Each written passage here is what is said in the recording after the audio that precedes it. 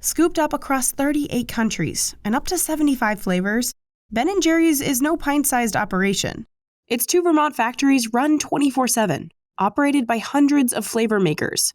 Together, they pump out nearly 1 million pints a day, from classic flavors like Cherry Garcia and Half-Baked to flavors on a mission for criminal justice reform and refugee rights. And all of those flavors have to be delicious. Our minimum run size, once we get the flavor to the factory, is 80,000 pints. So not only do we have to love it, but 80,000 fans have to love it too. We visited the St. Albans plant in northern Vermont to see how these famous pints flip their way to our freezers. Ben Cohen and Jerry Greenfield started Ben & Jerry's homemade ice cream in 1978. From a renovated gas station in Burlington, Vermont, they launched a brand based on sustainable ice cream making and advocating for causes they believed in. And it worked. Today, Ben & Jerry's is the best-selling single-brand ice cream label in the U.S. To pump out its iconic flavors, first it starts with ingredients.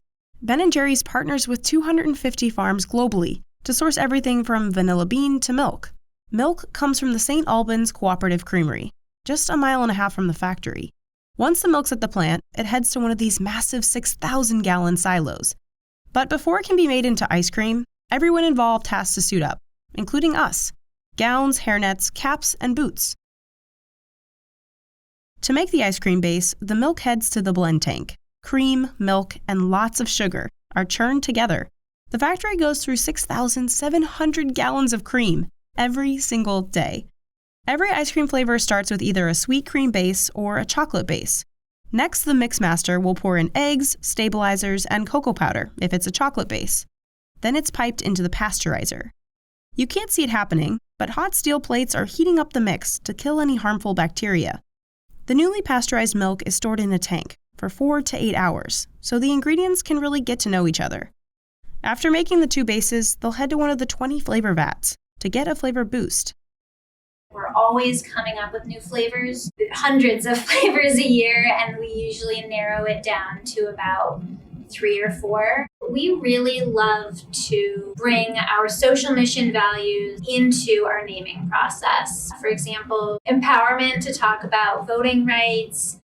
Before Ben & Jerry's famous chunks can be added, the mix has to get to below freezing temperatures.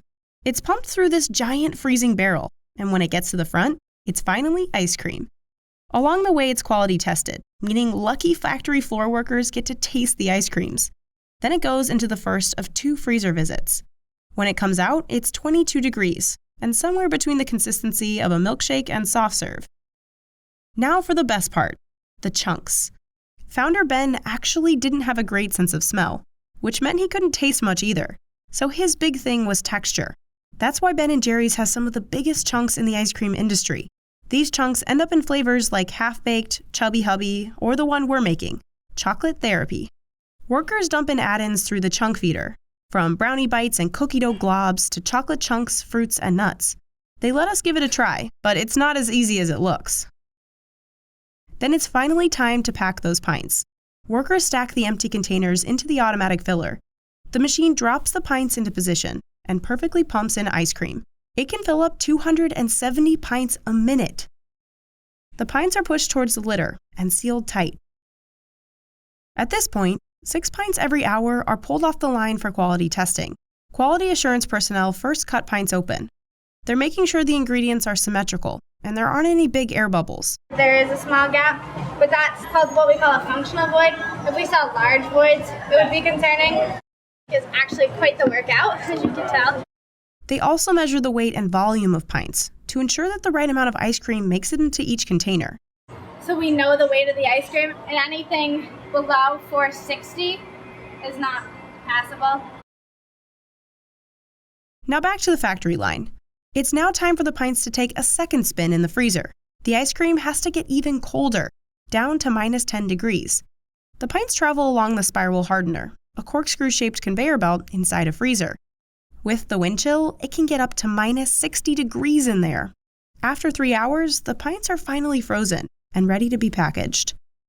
They're flipped over and shrink-wrapped into groups of 8. Together, they make a gallon. But you'll never actually see a gallon tub of Ben & Jerry's ice cream, because the company never wants its ice cream going bad sitting in the back of your fridge. Once the pints are packaged, they're ready to be shipped across the globe. Hey guys, my name's Abby and I'm one of the producers on this video. My favorite flavor is definitely Ben & Jerry's Milk and Cookies, but let me know your favorites in the comments below. And if you have any ideas for the next episode of Big Business, don't forget to hit the subscribe button so you don't miss out.